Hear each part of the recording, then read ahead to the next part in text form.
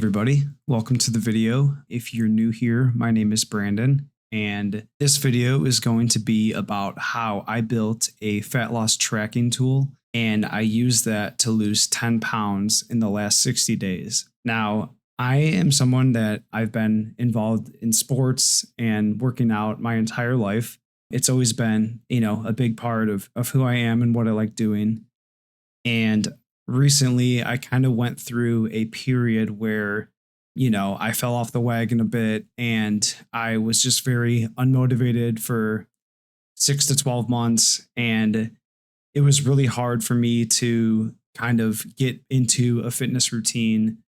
And I really just lost all the motivation that I had. And I stopped tracking my food.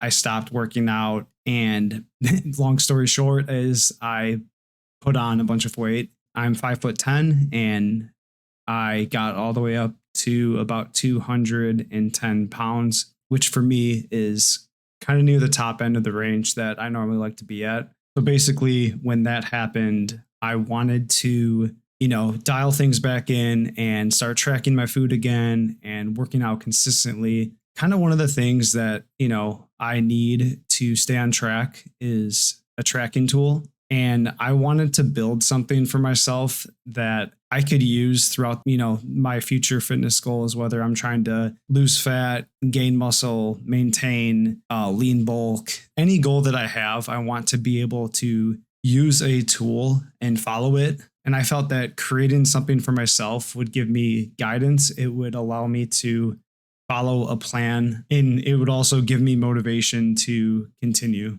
As I go through this spreadsheet, this tool, I'll be kind of showing you exactly, my height, my weight, my calories, my steps, my protein, and really the decision making behind what I'm doing and why I'm doing it. One, it'll be nice for me just to kind of recap what I'm doing and why. And then two, I think it'll be educational for you guys just to kind of see what a real, 60-day fat loss period looks like. And one of the things too is I'm going to continue making these videos. I'm going to continue doing recaps as I go. Right now, I'm only 2 months in, and this will probably be a pretty long journey just considering where I'm at today. I'm at a higher body fat than I would like to be at, and I want to get as low as I can. So I'm just going to continue sharing kind of what I'm doing, and using the tool that I built, I'm going to kind of document the whole thing along the way. So here is the first tab of this fat loss tool.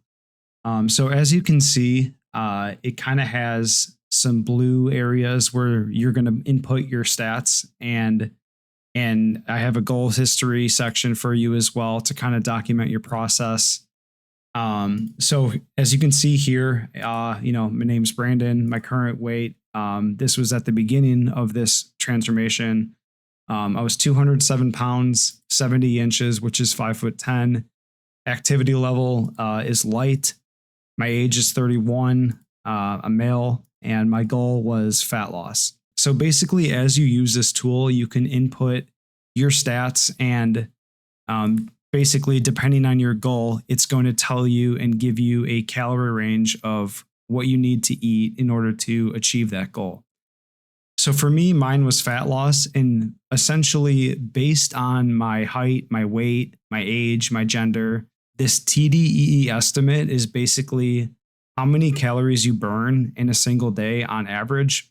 So basically, when I input all of my data, it spits out this formula that says that in order to maintain my weight, I need to eat 2,613 calories per day. And that's called your TDEE, which is the total daily energy expenditure, which is basically, in normal terms, how many calories you need to eat to maintain your current weight. So with that, I wanted to lose 1.25 pounds per week. And my goal weight initially is 185. So based on this current goal rate of 1.25 pounds per week, I need to eat, on average, just under 2,000 calories per day.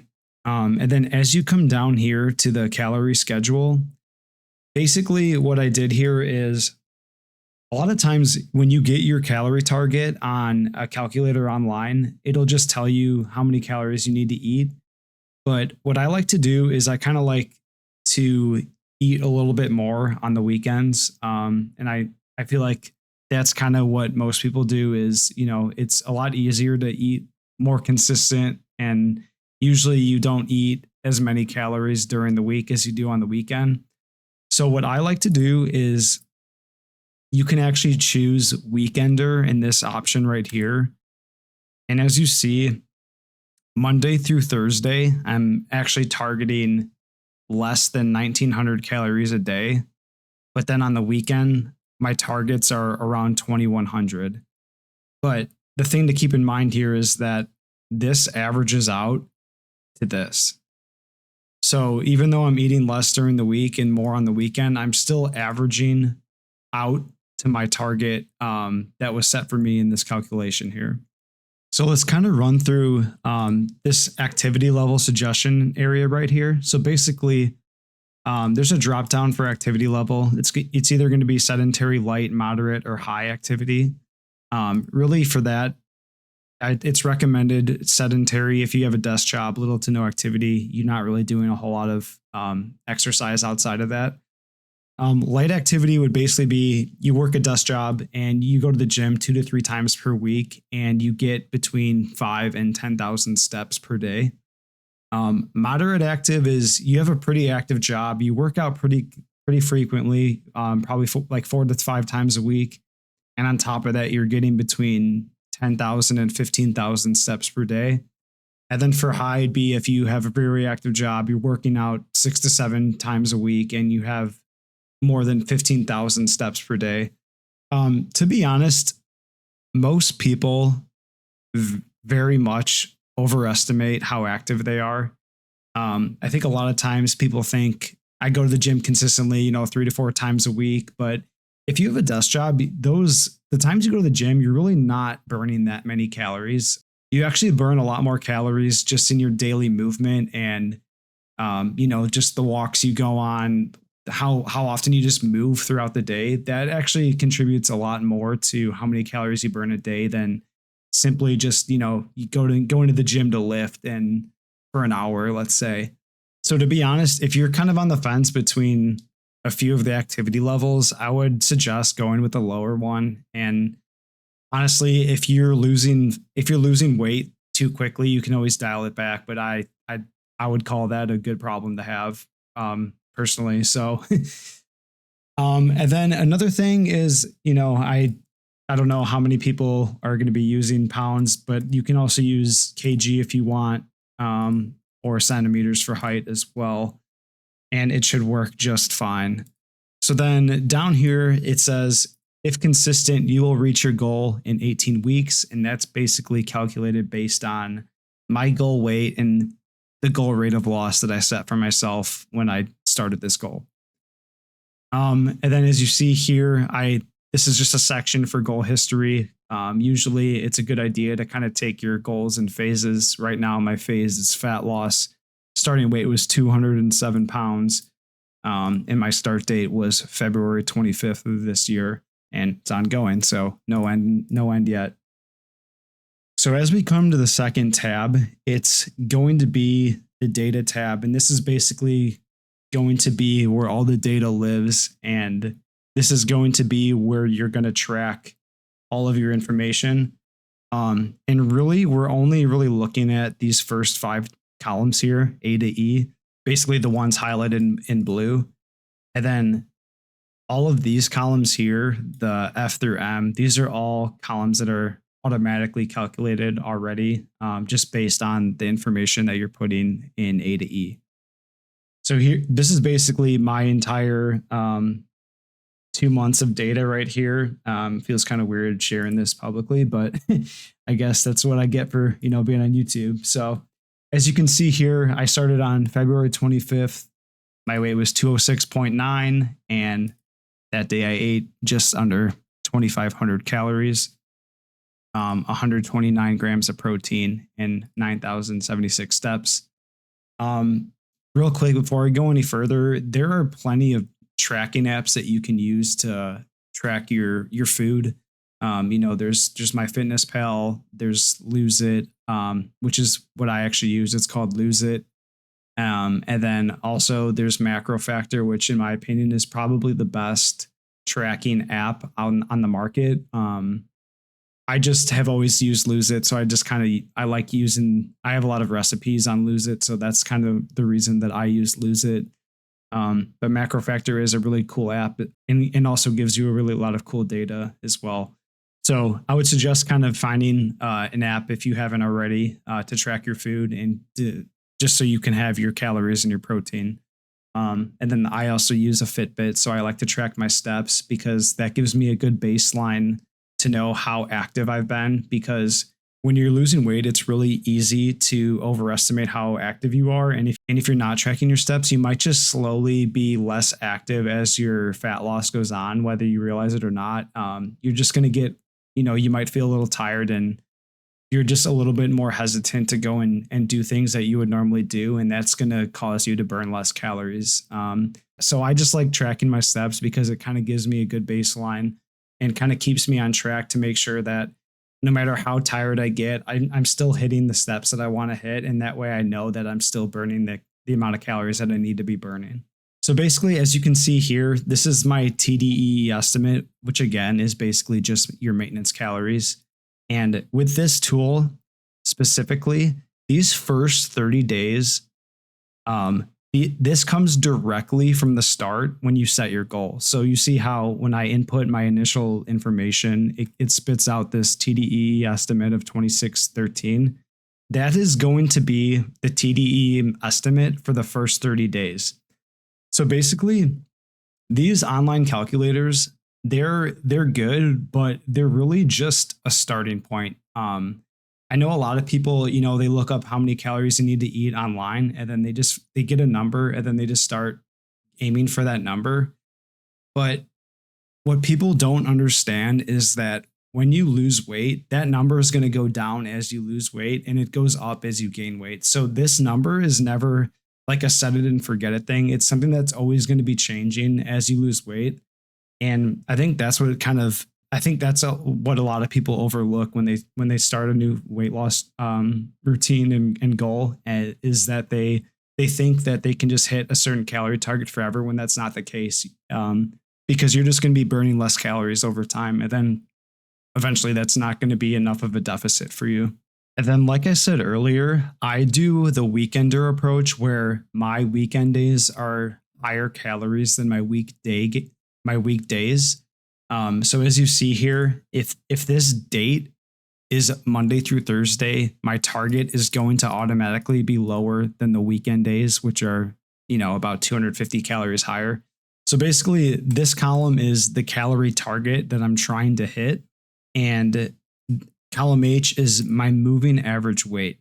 So this is something that a lot of people kind of overlook when they start losing weight, is that they see the scale go down, and they also see the scale go up, and it can be just really hard mentally to see your weight either not drop quick enough or even gain weight. But basically, this moving average weight column is a moving average of your weigh-in. So basically, as long as this number is going down consistently, you're in a good spot, and you don't really need to be adjusting anything too much.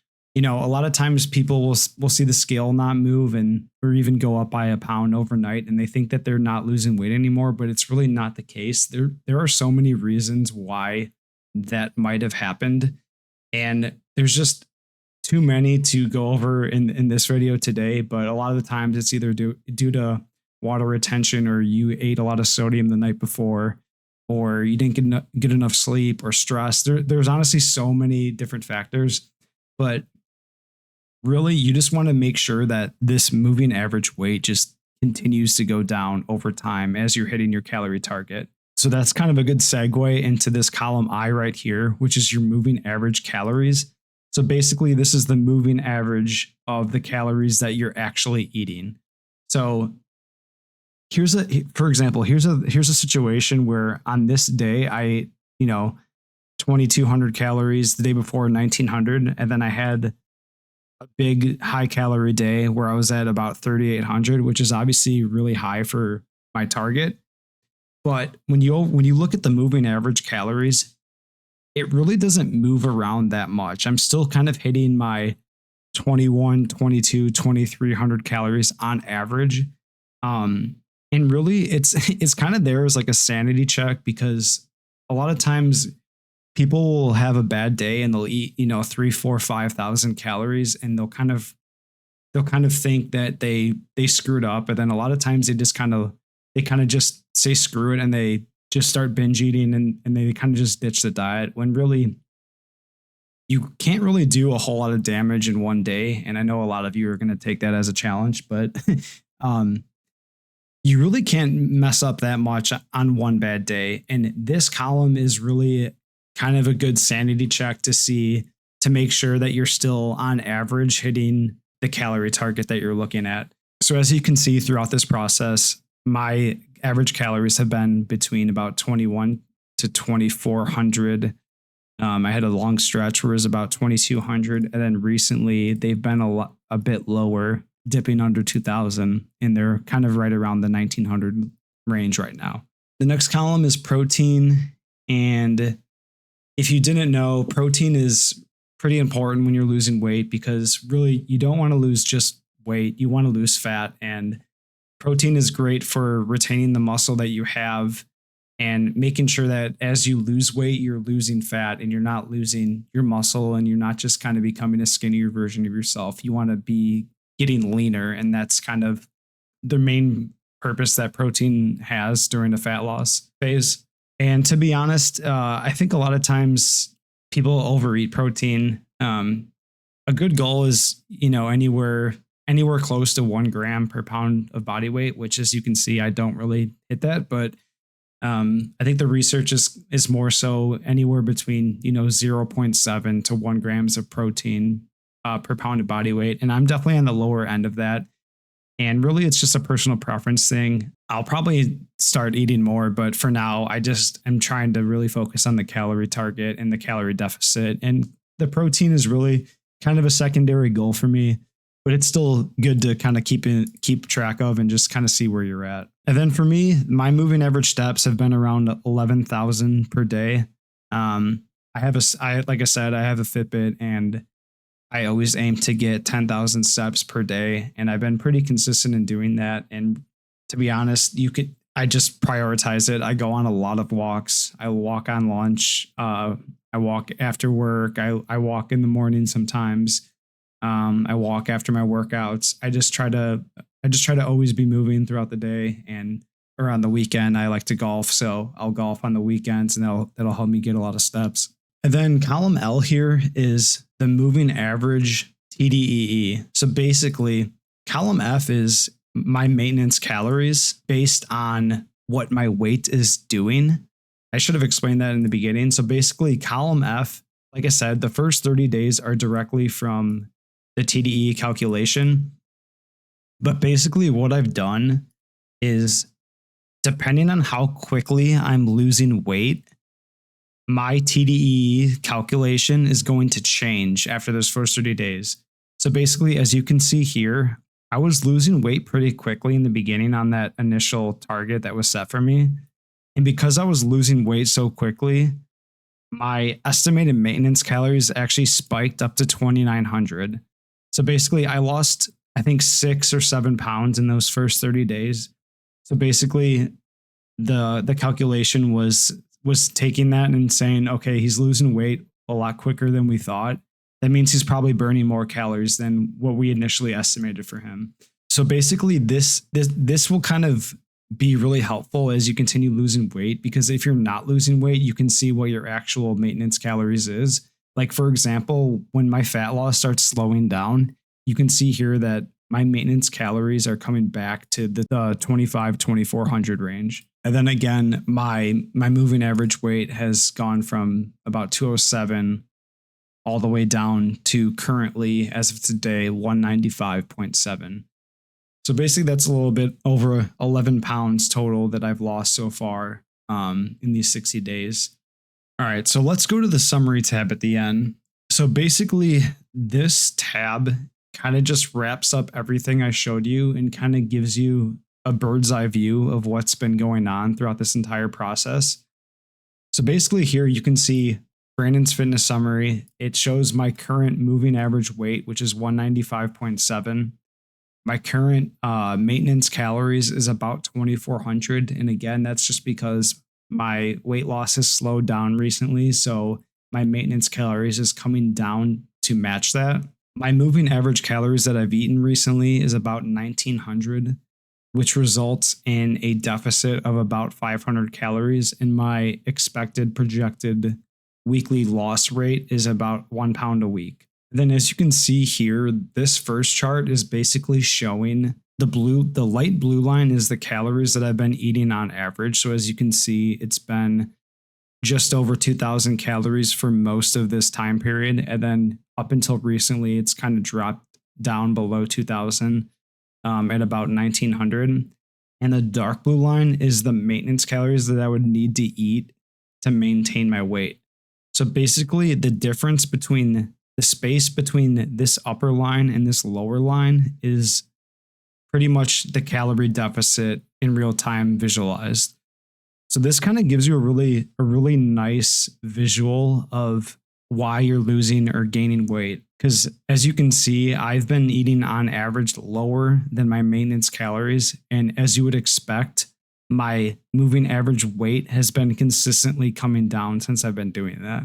So this is one of my favorite charts. And then the one down here is just showing the relationship between the calories that I've been eating and my weight as a response. So this is just kind of another chart that shows, as my calories have been steady at this, 2,000 mark, my weight has just consistently come down over time. And then it also will show too that if your average calories spike, you can probably see that your weight will increase as a result. These charts are really good for just kind of showing if you're adhering to your plan, and if you're gaining weight, there should be a pretty clear reason why that is. And then from there, you kind of have the information to move forward from there.